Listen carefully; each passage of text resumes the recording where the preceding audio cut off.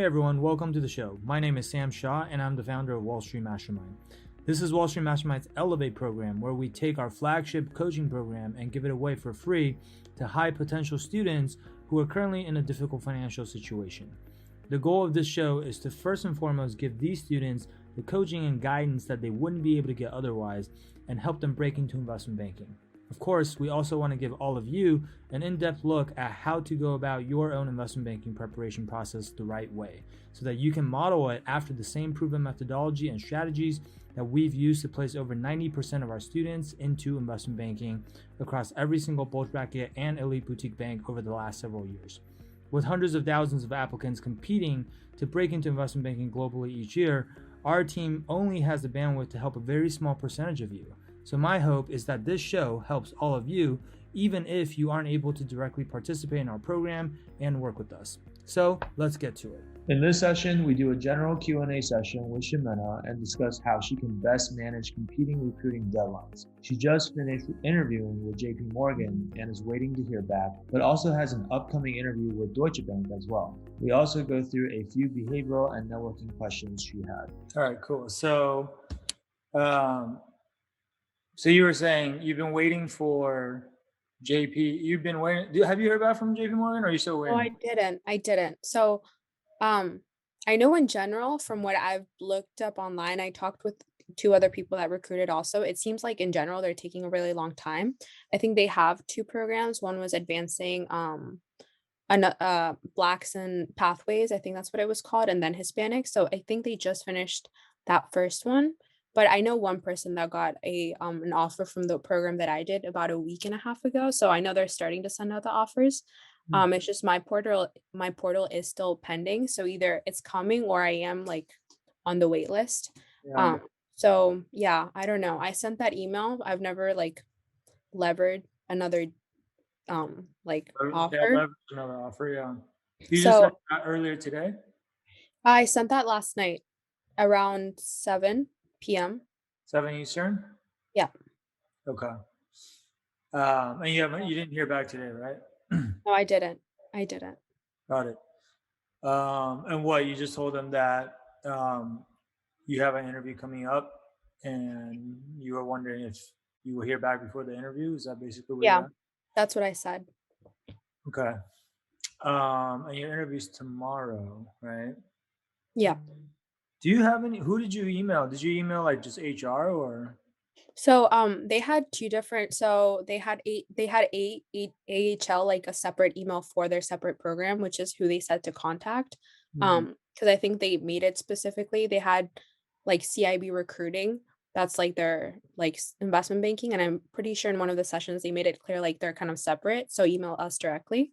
So that's who I emailed, like directly the program, who had responded a couple weeks back. So they hadn't responded by the second week that they said that they'd get back. So I reached out and they said, Happy New Year. We'll get back to you this week. Our recruiters have been out of the office. So I was like, that's a very positive email. So that's kind of what had me really hooked all last week, just kind of constantly checking my phone. And then the beginning of this week was just kind of like, okay, no, here we go again. But I don't know. These people have no idea that when they tell students something, students are like hanging on to every word they say. And to them, it probably doesn't really mean much when they say something, and they're just like, oh yeah, whatever, right? Yeah. Okay, so I mean, look, you already sent the email, and so at this point, like, since your other interview is tomorrow, and tomorrow's with DB, right? And so since your interview is tomorrow, I'd probably just wait. Like at this point, you just go through the DB interview, and this is for DB Achieve, right? Yeah. So it's just phone. Oh, it's a phone interview. Okay. Mm-hmm. So I would just wait for that, and then I guess that's only the first round anyway, right? No, I had first round last week. Oh, so the phone interview is a super day. Yeah. Okay. Oh, interesting. Okay, interesting. I would have thought they would do that over Zoom, but okay. So I would just wait until you're done with the interview tomorrow, and then I would ask your interviewer tomorrow too, like, hey, when should I expect to hear back? Right? like one of the last questions you ask can just be, when should I expect to hear back? Um, you can also actually leverage it the other way and let your interviewer know like that you're expecting to hear back from JPMorgan soon, because you just went through their interview process for their diversity program. You don't have to tell them that it's been weeks or whatever, right? Yeah. But you're telling the truth. Like I just went through JPMorgan's diversity program. I'm waiting to hear back from that as well. And so if you just like let them know, you can kind of play both sides, and then um, the idea is like it'll make you more desirable as a candidate, right? And then if that gets DB to move faster, then once you get DB's offer, then you can always follow up again. Because like you need a reason to follow up. Like ideally, we don't want to just like we already emailed them and told them we have this interview, and then just like email them again and be like, hey, like, can you respond? Right. Mhm. Uh, I think also like usually when we leverage offers, it's not as powerful when you say like, oh, I have another interview coming up. Like usually it's like, okay, that's great. You have another interview, Mhm. you're gonna get the offer. Yeah. But if you have the offer, then that's like a lot more real leverage, right? So I would do that. Um, and I apologize if you can hear my son crying. He's been crying nonstop. I don't know why, but Mm. I think he's not used to the new house. But that's what I would do, right? And then like so ask them like when you would hear back, and then like as you're asking them, then you can provide the reason for why you're asking, which then Mhm. lets them know that you have this other thing that's on the table potentially. And then also that way you know what to expect in terms of timeline for DB. And then if you don't hear back from DB after whatever amount of time they told you you will hear back by, then you can also follow up based on that, right? Because otherwise, like a lot of people are like, oh, I don't know how long I should wait to follow up. It's because they didn't really ask how long they should wait. Does that make sense? Mhm. Okay. So because they're back to back, should I wait until I interview with the second one and ask him or her? Um, honestly, like, so there's two interviews. Yeah, yeah. It doesn't really matter who you ask, to be honest. Um, and if you're able to like weave it in naturally, like I would say, there's no downside to letting both of them know that that you have an interview with DB. So, Okay. because like I'm guessing they're both maybe just calling you from wherever they are. They might even be working from home. Um, and so it's I not like think so. yeah, In the so first round, it sounded like it. yeah, so it's not like they're gonna be next to each other or whatever. I mean, they'll compare notes afterwards probably, but just like it doesn't hurt. It never hurts to let them know that you have other options. Okay. Yeah. Yeah. But that's what I would do, and then I mean, honestly, if you get DB Achieve, like that's a great program too. Our other client Celine, she did DB Achieve her sophomore year, and then her junior summer she got Goldman TMT. So Yeah. it's like it's if you can either of these, I think would be great options. And are there like other things that you're waiting on too, like either to get the interview or like No, not interview. I just other things have just been applying for diversity events. Those are starting to come out, like right? acceptance and not acceptances are coming in. So I'm in like TD Securities program that's coming in the next couple, like just a couple more diversity things that are opening. Yeah, But interview wise, not really going, just kind of the networking. yeah. Um, Thanks for yeah, sharing all those. Thanks for sharing all those opportunities too, so that I can like tell everyone else about it. But that's of really course. No, yeah, because I just like I feel like I've been like very it's happened to me where like you just forget one date or something like that, or like there's so many programs, especially like what happened to me was just like all of these sophomore programs that so many banks did, even like Goldman and like Morgan Stanley earlier on. I saw the applications open and I just didn't have the confidence to apply. Mhm. And like they were just behavioral. And I've been in this program for almost a year and it just like not missing those opportunities just kind of sucks. So Yeah, Yeah. Well, no, it's good that you're getting a second chance almost. So that's great. Um, so I guess like, I mean, what else? What else is on your mind right now from a recruiting standpoint? I guess that. Oh, so also doing so with like quite a few people in the program are doing the LR case competition. How is that something that we put on? Quite a few people actually. It's been kind of cool to see. But I saw so many people looking for teams in the Slack channel, and yeah, it's great. You guys should. I mean, I think you guys should all do that for sure. But yeah, what were you gonna say? so is that something like I don't think like you put on your LinkedIn? Is it just something like on your resume? How do you like go about that in the future? Well, just kind of. Yeah, I mean, if you want to put it on your LinkedIn, like you could maybe put it under. I mean, if you want, you could put it under the work section. I think there's something like that on LinkedIn. But otherwise, if not, you can just like put it in the body under like educations. Like a lot of time people put like, I don't know, activities, and then they list like some of the clubs and extracurricular things that they've done. And so Okay. you could potentially list it there. But on your resume, you could certainly kind of like highlight it a bit more than you would on LinkedIn. I think on LinkedIn, listing as like its own experience is a little bit weird.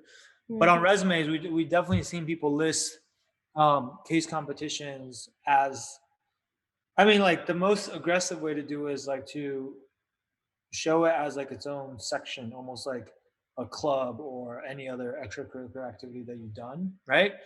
Um, and then at a minimum, if you don't want to put that much emphasis on it, then it could just be like a one liner somewhere, either under, I've seen it under, again, honors and awards if you actually place, or sometimes people have like, sections for like the more impressive extracurricular activities. And then at the very bottom under skills and interests, they add like a third row that says like other activities, and then that's kind of like where the overflow goes. And then they list like some of the other clubs that they're involved in, but they're not like, maybe don't have a leadership position or whatever. You could put something down there too, although like obviously the further down the resume it goes, the less likely it is that people are gonna notice it, right? So I think what would be best is like, if you, because like sometimes people do case competitions and they're like, because it's a group thing, and then like people don't, some people don't do like a great job, and then, or not a great job, but like you can kind of ride on your teammates coattails and not do that much, and then you Mm. still get to put the experience on your resume, right? But like I would recommend that you actually try to, do the opposite and be the person that like really does the work and really understands it, because the the more confident you feel about what you did, the easier it's going to be for you to talk about it in an interview, which means the more aggressive you can be when writing about it on your resume. Because like if you put it as its own section, then there's a higher likelihood that you're going to get asked about it, right? So when Mhm. I was in college, I did like this Goldman Sachs case competition.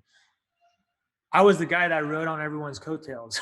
Like I had a really smart guy in my group, and he just like did probably 80% of the work. And then like I was like the guy who had no idea what was going on. But then like somehow we made it to the final round, and then they were just like, okay, Sam, you're responsible for presenting like these two slides or whatever. And I was like, okay, so I'm just like memorizing what I have to say. But then we actually got first place. And then so now it's like, oh, I won first place for the Goldman Sachs case competition. This is like too good not to put on my resume, right? So I put it on my resume, and then sure enough, I started getting asked about it in every single interview. Of And in the course. first few interviews, I was just like, I don't know what we did. It was like an LBO case. I didn't know what an LBO was because I didn't do the work. And then but then after a couple of interviews, I was like, okay, I really got to go back and like study this so that I can speak to it. And so I did. And um, so I guess the bottom line is like it could be a double-edged sword, but the good thing about that is if everyone always asks you about it in your interview, then your interviews become a lot more predictable, right? Like Mhm. then you kind of already know what's coming, and then you've like delivered that answer so many times, and it just becomes much easier, right? And even like that kind of like almost a lot of times will replace your technical interview because they're just asking you about the case, right? Mhm. So Right. anyway, it's a long-winded way of saying like Mhm. try to do a good job on it. Try to really understand what you guys are doing, and if you Okay. don't understand it, or like if there's something that you guys are confused by, then like you should just ask me. Okay. Yeah. Okay. But that's what I do because I think like if I remember correctly, like there's some stuff on your resume that we probably could still swap out, right? Yep. Yeah, I think so. Still So like a couple high school things, so yeah. yeah, so we can definitely swap those out. So I think like in your case, we will want to like probably make it its own section when you're done. Okay. Yeah. Okay. When is that due, by the way? So that's due Friday. We've met a few times because someone kind of just started with schoolwork, so we've been trying to manage everyone's time to meet. We Um, kind of just chose a company this afternoon. We had like I was actually going to message you about it because we were kind of looking at two industries. Someone really wanted to go into the cannabis industry, but mm, it's just like we were just kind of like all our partners is like tech and healthcare. So we're like, does cannabis industry really go into healthcare? And then there's just like so much like political stuff where we're just like, that's just not best. So we're yeah. going with more like a robotics thing going forward. So yeah, that's due Friday. You guys Um, started 2 days before? we've been we've been debating on it. We just started like we just chose. Now we Okay. made a Google Doc. Now we're working. We just have to make an investment thesis. So we're all very well wrapped around like how we're gonna pitch it, I think, and like the industry. Is the prompt just what pitch a stock, or was So the prompt for this one is just create an investment thesis. That's round one. And then if you get chosen, then you kind of create more of the financial statement projections and basically an so this LBO. sound is more like qualitative? Yeah. Okay. Um, who's on your team? It's Eden, Minwoo, and Theo. Okay. Solid team. Yeah. Yep.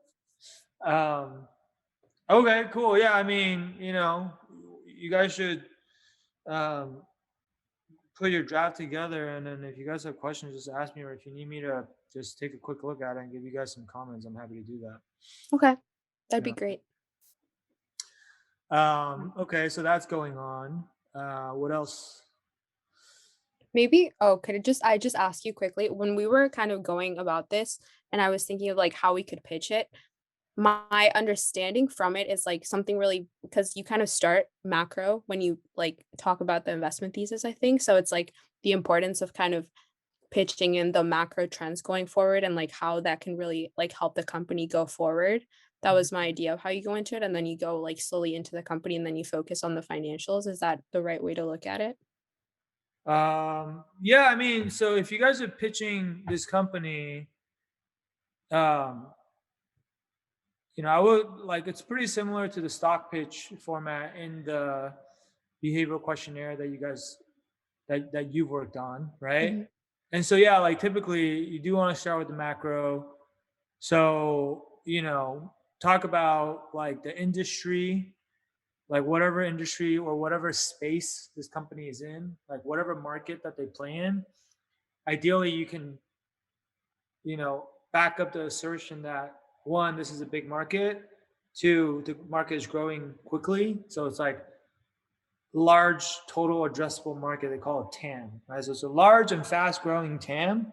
Mhm. That's usually like if you can make that argument, because if you're investing, ideally, like investing in something that's in a big market that's growing quickly, there's more tailwinds, right? Then, like once you've identified, like, okay, this is a good industry, like cannabis, you could argue is a large and fast growing TAM, for example, right? If you Mhm. chose the other option, and then like within that space, then you can drill down on like, okay, what about this company specifically makes it better than all the other companies in the space, right? So like, Mhm. what's their competitive advantage, or what's like unique about them that other competitors can't either can't say about themselves, or just can't copy, right? So that could be anything from something that's differentiated about their product, like better technology, or it could be um,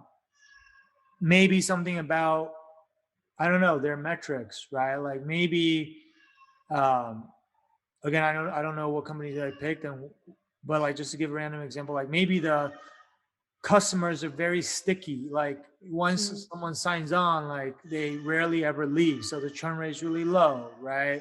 Okay. Maybe it's, you know, their unit economics are really good. Unit economics isn't like their cost to acquire a customer is very low, so it's like very cheap for them to acquire customers, but the lifetime value of each customer that they acquire, which is like how much a customer is worth, Mhm. is very high. So like you're always comparing lifetime value to customer acquisition costs, right? And you want one to be much higher than the other. So like anyway, these are just examples, but you can like identify anywhere from like, let's say 3 to 5 things that's like specific to the company, Okay.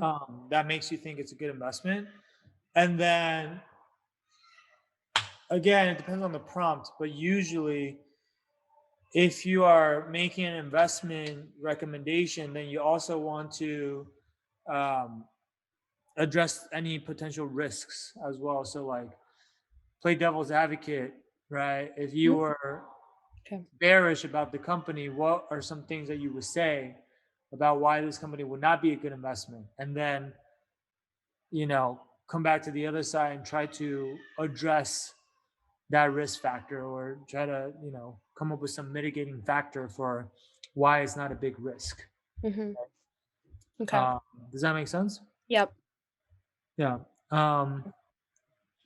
Especially, I don't know, like if they're saying like, hey, just stick to the qualitative stuff, then I think that would be a pretty good framework. Otherwise, like, you can always get into like valuation and why you think it's overvalued compared to, based on comps or precedents or DCFs or whatever valuation methodology you want to use. But I don't know if they explicitly say like, don't do the number stuff, then just leave that out for now, right? Yeah. No, they didn't. Um, their instructions were really just the Okay. investment thesis. Okay. So if it's just investment thesis, then it's kind of up to you guys whether you guys want to kind of like get to the quantitative. No. Oh, wait. No. Risk, your proposed, so incorporate a proposed transaction valuation. Okay. Transaction valuation. So what this is? Oh, because LLR is a private equity firm. Mhm. So it's to Okay. take a company private. Oh, okay. So you guys are looking at this company as an LBO candidate. Yeah. Okay. Well, then in that case, in addition to everything I just said, like really what you want to do is look at this from a private equity firm's point of view. So you want to, like in the LBO module, we talk about like, the characteristics of a good LBO candidate. Like these are like, I mean, the number one most important thing is like it has consistent and predictable cash flow, Mhm. right? So hopefully whatever company you guys picked does have that. Like, I don't know what the revenue model is, but if it's like a recurring revenue Yeah. model, that would be ideal, Mhm. right? You said it's a robotics company, Yep. AI. and how do they charge their customers? Like, is it, um, It's just very product specific. We weren't super convinced. It's just we were running out of time, but it's just like it's a very niche industry. It's like vacuums, like robot vacuums. I think you've heard of them. oh, iRobots. yeah, iRobots. Mhm. I guess so. For that, like, you probably just buy the iRobot once, Mhm. and then you don't have to pay for it again, right? Yep. Yeah, pretty much. Because I think like Yeah. what would be ideal if it's an LBO pitch is like you want to pick a company that has like a recurring revenue stream, which means like you're getting paid month after month after month, Okay. or so it's like a The subscription business, service. Yeah. Okay. SaaS, right? Netflix. Mhm. I Okay. mean, I'm not necessarily saying Netflix is a good example because like you Mm. need something that's like profitable, and a lot of these SaaS companies are not profitable yet, right? Because you need to have like positive EBITDA to be able to borrow money off of and to be able to like pay down the debt. Okay. But like even if it's like, let's say if it was something like a hardware company or like a vacuum company, that could work if it was like, you buy the vacuum and then like every month you have to buy like a new, I don't know, some accessory, like, Mhm. you know, Yeah, that's like the vacuum, maybe like the bags that like refill and like you have to rebuy. I get it. Yeah. yeah, like that, right? Like that would be a recurring revenue stream. Mhm. Right. And I don't know if that's their business model, but point is though, you want to like look through the list of ideal characteristics for an LBO candidate and then try to like find a company that checks, doesn't have to check every single box, but ideally definitely that first box, which is predictable and consistent cash flow. And then Yeah. all the other ones on that list, just like the more you can check, the better, right? But the cash flow one is like non-negotiable. Mhm. Because if a company Right. doesn't have predictable or consistent cash flow, then like you just like it's not a good LBO candidate. Right. So I'm not saying this company is not. I know nothing about their financials, Mhm. but I'm just telling you like think about it through that lens. Yeah. Makes sense? Makes total sense. Yeah. Yeah. Yeah, Um, no. Yeah, yeah, yeah. so like I don't know, like the what do they call it? Like razor and blade model or whatever. It's like when you buy a razor and then you have to replace the blades and it's Mhm. like keep buying the blades. Yeah. Um, that's like recurring business too, right? Yeah. And then like if you do find a business that has a recurring business model, then like you can look at things like um, then it actually goes back to like the things I was talking about earlier, which is like how much does it cost to acquire the customer versus Mhm. like what's the lifetime value of the customer. So for example, like if it's a subscription and I'm paying you $10 a month, then like on average the customer stays with you for 3 years. That means the lifetime value will be $360 because that's like how much a customer will pay you on average once you acquire them, Yeah. right? That's what I mean by lifetime value. But Yeah. actually, like, you can go a level deeper, and lifetime value technically could like should not be based on revenue. That's how some people look at it. But if you want to get really technical, you should look at lifetime value based on gross profit Mhm. because your cost of goods sold is a variable cost, right? And so if I said like, oh, revenue is $10 a month, but it costs me like $2 in COGS, then that means that my gross profit is actually only $8 a month. And then again, each customer stays for about 36 months, Mhm. right? On average, so 36 times 8. So then you would say your lifetime value is $288. Okay. Does that make sense? Yeah. Okay. Okay. Okay. I think we're gonna re-meet my team. Okay. Okay. Thank you. Yeah. Noted. Okay. So that's for that. And then yeah, I guess. Oh, okay. I have a question about so behaviorals. You had a meeting like last week, and one of the people that was talking about was like their weakness, which I use also impatience. Um, so I think I also kind of had to change the way that I was thinking about talking about it. Mhm. Um, so My answer for we were discussing at office hours. yeah. Okay. Yeah. Um, so because you had talked about how like impatience specifically is kind of something kind of relevant, of course, like to timing. So like how you use timing into your answer. So I didn't know if it made sense because initially I was talking about how like not being well prepared to take a test and like just wanting to get it out of the way, if that made any sense, to being impatient. Not being well prepared and just wanting to get it out of the way. Can you elaborate a bit? So like what exactly, how are you, what is the answer? So, I was drafting some things before we met, but I was thinking of like So, for example, if so there was like a couple of tests that I took in high school. So there was one that like you could take it like in the middle of the year and you could take it at the end of the year. And like we hadn't been through like all of the studies and everything, but it was something else on my plate that I just wanted to get out of the way. And I kind of took it without being prepared just to kind of get it out of the way. And I didn't get the score that I wanted. But once again, it was like around the whole like testing idea of like turning it in early or not. So maybe it didn't sound like the best example. I wanted to get that feedback. Mm. Um, so you had an option of when you could take this test, Mhm, and you weren't really ready for it, but you decided to just take it anyway. mhm. Did you know you weren't ready for it, or you thought maybe you were ready and then you just took it? And then Yeah, you I thought I could, like, rush through, like, learn the content quickly and then kind of just take it. okay. Um, and then you didn't do well. And then like how did you work on that after that? Or like did you have an example of how Well, then I would have said, like so then I studied a lot more for the coming semester. I knew that I was very well prepared by the next time that I took it.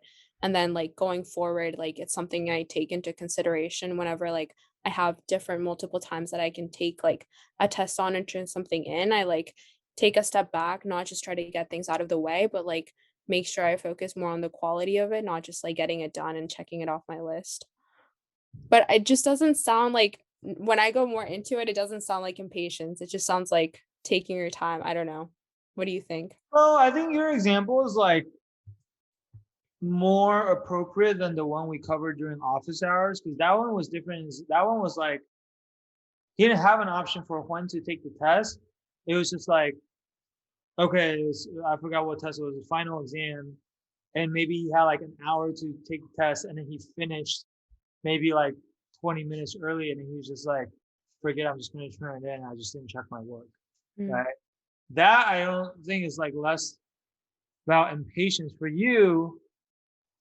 You had the option of taking the test earlier or taking the test later, and you decided to just take it earlier because you just wanted to get it done and over with so you can move on to other things.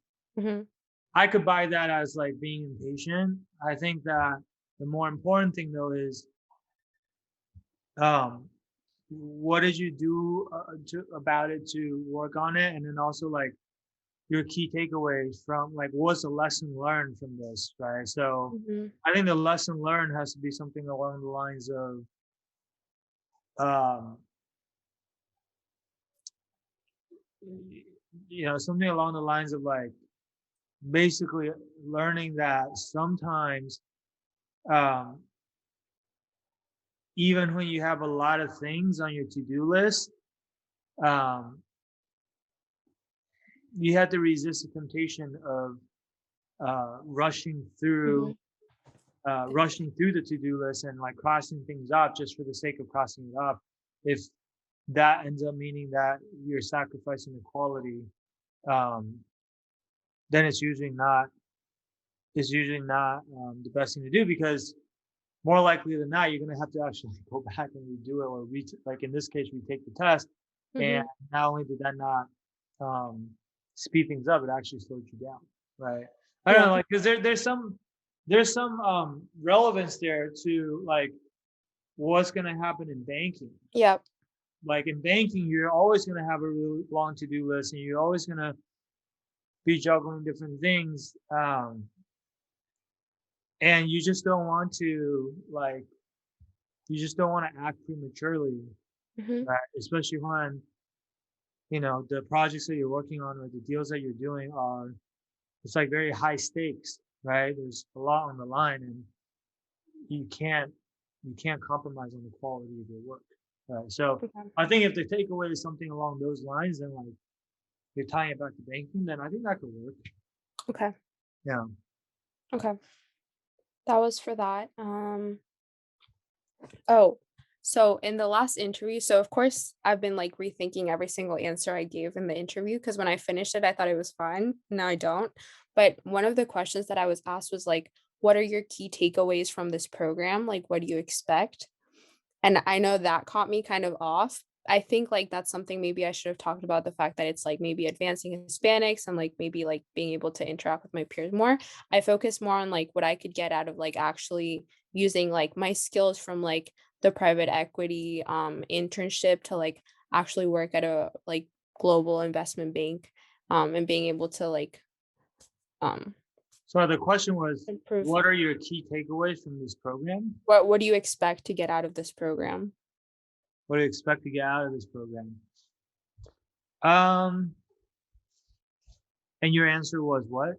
Was kind of like, this is a field investment banking is, something that's really, I've really gotten my interest in because, of, like, my past experiences with, like, private equity and analyze as a private equity analyst, and kind of going forward, I would like to use my skills to work at a firm, like, that is such a global head and so important, but I just kind of focus a lot more on my skills, not, like, the peers I would be interacting with or, like, getting early experience, so I don't know if I feel like it's a question that's very possible to be asked tomorrow. Yeah.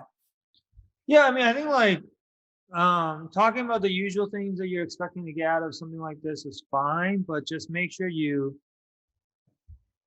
and we go back to like the rule of three, like we like to give things in sets of threes, right? And then so like if you provide them with three reasons, maybe two of them can be along the lines of what you just said, which is like um I don't know, I want to like get more get I want to get more experience, especially Mm, working at a um top institution like DB or JPMorgan or whoever you're interviewing with. Part of it is maybe like just being just having the opportunity to I mean, you always talk about the people, right? Having the opportunity to like work with that kind. learn from the bankers that work here who are all very high caliber individuals, and that's like a very valuable opportunity. Obviously, not everyone gets to have that. And then like the third and final reason, I think it's good to kind of like because it is a diversity program, to then like come back to something that has to do with the emphasis on diversity. So like also just excited about the opportunity to meet other fill in the blank Mm, Hispanic yeah. students who are aspiring to work in this industry because I know that um, there aren't a lot of us Mm, that work on Wall Street right now, and yeah. I mean because that's why this program exists, right? There aren't a lot of us, and but it's always great to meet like-minded individuals because um, I think we can all make each other better, and we all have a lot to learn from each other, and so that's something that I really look forward to getting to Yeah. do this program. Something along those lines, right? Yeah. Because then I was like, oh, okay, yeah, like she Yeah. gets it. We're like, this is Yeah. exactly why we have a program like this, right? Yeah. Yeah. Dang it. Okay. In this next one, I'll make that point. Um, Yeah, I okay. mean, who knows? Maybe that got you dinged. Maybe it didn't. We don't know. Yeah. But for this next one, at least, like if that does come up, then let's make sure you talk about that. Yeah. Okay. Um, and then, what was my other question? It was, it just slipped my mind. It's about the interview.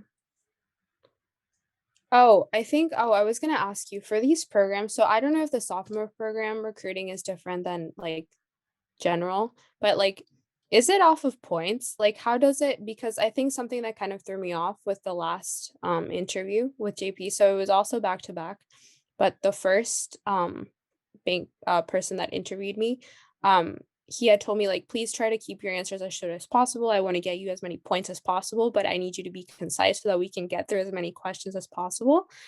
So I was very rushed when I was answering my questions. Um, and then I know the second person that interviewed me, I think was a lot slower, but I kind of really rushed into kind of how I was answering answers. So I don't know if you know anything about that. Um, I just I don't know. That's kind of a weird thing to say. I mean, like, it's not like you get a point for every question you answer. I'm almost certain that that's not how it works. Um, That's what he said. That's why I was very like, okay. quantity, but quality, but quantity. It was very weird. I think like most banks when they interview, like there is some sort of rubric that the interviewers have to fill out, but usually it's like, okay, these are like the 5 qualities that we're gonna rate you by, and then like for each of these qualities, maybe you can get rated on a scale of 1 to 5, Okay. right? And then like obviously if you get fives on everything, then that's great, right? But like if you get like 5 and 3 and 4 and 2 and 5, like then you add up all of your scores. Like I think it's closer to something along those lines. Like what he said, I never heard that before. It's like it's not like a lightning round or something, right? But like if That's really how it felt. yeah, but I think next time, like if someone says something like that and you're confused, like I would just clarify. Yeah. I would just be like, "Oh, got it. Okay. Sorry. So just to clarify, are you saying that the more questions I answer in this Yeah. interview, the higher the score I'm gonna get? So is this like are you saying this is a time Hmm. exercise, right? Because it's like that doesn't make sense to me. I don't know. Um, yeah. The other thing I would say too is like, well, I don't know. Maybe he was saying that to just like throw you off. Maybe I don't know, or see if you get frazzled. But like I was gonna say, like next time, like I wouldn't rush through your answers. Like it's not worth rushing through your answers if it's gonna throw you off and like make your answers worse. Yeah. You just have to like you just have to go at the pace that you like to go at. Yeah. Like everyone has a slightly different pace, but like I don't know. I've spoken to you many times now. I feel like the pace that you speak with is completely fine. So you Hmm. just have to like do what you usually do, and I don't Yeah. really think there's anything wrong with it. Okay. Yeah. No, just wanted to clarify. Since that was my super day, that was kind of first impression. So I was like, okay, interesting. Okay, good to know. Okay. Um, yeah, I think that was pretty much the biggest things. Yeah, yeah. No, it's just yeah. Okay. Yeah, very like a lot of growth with this progress. But I think those were my general questions. Okay. I mean, let's hope tomorrow goes well. Like I said, it's a Yeah, great program, but regardless of what happens tomorrow too, obviously there's a bunch of diversity programs coming out, and so like you know, let's just see how many of those you can get. And I think like yeah. not all of those are internships, right? Some are just like events. A lot of them are just like events for a few days. I think. Yeah, none of them are really internships, the Insight events. They're kind of like I think right now they're moving a lot to doing more virtual because they can't be in person. Yeah. Um, but I know well, actually, I think JPMorgan specifically just had one like yesterday and today that was in person supposedly in New York, which Yeah. is the one, yeah. So when I first emailed them, I got a response for that event like 2 minutes later that said I had been denied, which is where I freaked out. So I thought they had denied me from the actual thing. Yeah. Um, but I don't know. It's just like I feel like I also know I got a referral from JP. So I feel like I really had to have done really badly. No, not necessarily. I mean, like I think referrals are useful for getting you the interview, and then Okay. depending on who referred you, like a lot of times once you get to the interview, then it's kind of just comes down to your interview. Okay. It just comes down to Okay. what your interviewers think. Unless, like, I mean, do you know who referred you? Yeah. Are they like pretty senior? They're a global head. Have you checked in with them? Yeah, and she had emailed me like a couple times like right after the interview like keep me updated, what's going on, what's going on.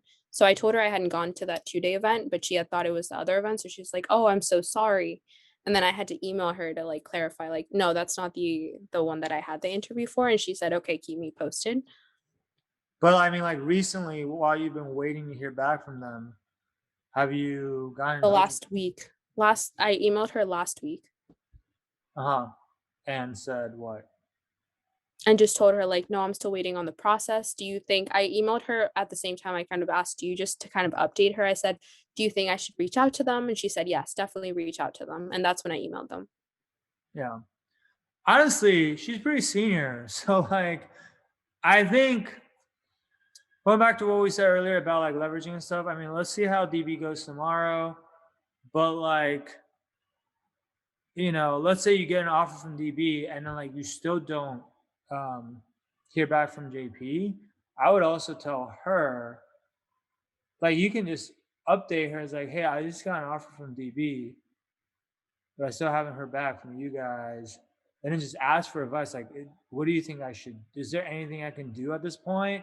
Yeah. And then like, if she really wants to help you, like she'll go and find out for you, or she'll go and like give him a nudge or whatever. Like that's ideally what you want to happen. You know, it's Yeah. amazing what like when like HR is not responsible, whatever. And like it's amazing how quickly they'll move if like the right person, like someone senior, just goes and be like, "Hey, what's going on?" Right? And like, oh, yeah, like I don't know, like you never know. I've seen some. Oh, I don't want to badmouth anyone, but Yeah. sometimes HR is like not on top of their stuff. Yeah. Okay. So, but if you have a connection like that, like you just, I would do a little bit more than just like keeping her updated. Yeah. Like I would like, you don't have to like, even if you don't want to like directly ask her for stuff, you can just frame it as like asking her for advice, right? Mhm. Yeah, like you just said, just kind of like, "What do I do? I have this offer. If Yeah, so or, so or so." like, or like, I haven't heard back. Mhm. I haven't heard back from HR. Do you know if they've already finished hiring for this program, or Mm. like, or have they not given out offers yet? Like even asking a question like that, she probably won't know, but then like she could go and find out, right? Mhm. Like, oh yeah, let me ask for you. And then like it's as easy as like her just shooting off an email. It just like doesn't take her a lot of time. And people will respond to her email, like Yeah. Yeah. so um Yeah. so I'm just saying like use that to your advantage. Because it sounds like she really likes you, right? It was great. I met with her in person in JP. I went to her office. She's helped me a ton. She wanted to like mentor me. Like we have a lot in common. Yeah. Um, and she really helped me for the interview too. She mock interviewed me like the day before with Oh like yeah. similar questions. And she was one of the interviewers. So she was like very well in the program. Like when I met her, the guy that's in charge of the program passed by, but he walked the other direction. And she was like, "Oh, if he had walked this direction, I would have introduced you." Like, she's very, like, nice. We got really well along. She's an Um, interviewer for this program. yeah. Oh, then she'll for sure know. She should for sure know like the status of. I don't know. At least I think she should like she was probably in the discussion when they discussed like who are we giving offers to and this and that. Um, so yeah, I would follow up with her if you still don't hear back. And then also like worst comes to worst, it sounds like you guys have like genuinely a good relationship. So even if this doesn't work out, you should definitely leverage her for the junior summer internship process. Yeah. Okay. This is what you network for. Is like you actually accomplished like the ultimate outcome, which is like you have an MD, not just any MD. You have a global head who's like in your corner. I mean, like global heads don't do mock interviews with everyone. They don't have time. Mhm. So like you got to take advantage of that, Yeah. It's a Yeah. good thing. It's a good thing. I'm just saying like, you probably haven't um, utilized it to the An full advantage. Yeah, yet. I guess. Yeah. Yeah. Yeah. I guess it's yeah, you telling me that, just not knowing how far I can go with things like that, but okay. I mean, you're always going to be polite about it. You're never going to like demand things or, straight out like put your hands on and ask for X, Y, Z. But just again, she wants to mentor you. You're always coming from like a very respectful, polite, deferential place of just like asking for advice and asking for her guidance. And honestly, like for senior people like that, if they see someone who's young and very similar to them and reminds them of themselves and whatever, like they enjoy helping people like that. They want to Mhm. like they want to do what's in their power to help you succeed, right? So just like don't be shy about it, and like there's always ways to. I'm sure there's ways to like repay her down the road. Like who knows? Maybe like you get an offer, you end up in a group or whatever, and then you can like work really really hard and do a good job for her or whatever, right? Like that's probably like the dream outcome, right? Yeah. Okay. Okay. That works. Okay. Yeah. I think those are my questions. I'm just kind of researching Deutsche Bank a lot so I can talk about them all for tomorrow. But Yeah. okay. Okay. Well, keep me posted on how it goes, or if you have Okay. other questions before the interview, then just message me. Okay. Thank you, Sam. Alrighty. I know it's Have a late good over there, night. so I'll let you go. All Thank you. right. Bye. Bye. Thank you for tuning in. If you enjoyed the content, please subscribe to our channel or podcast so that you can get notified of all of our future episodes as well. If you'd like to apply to work with us so that we can help you in a similar way, feel free to reach out to our team at www.wallstreetmastermind.com/apply. The street is abbreviated to ST, so it's wallstmastermind.com/apply. Talk soon.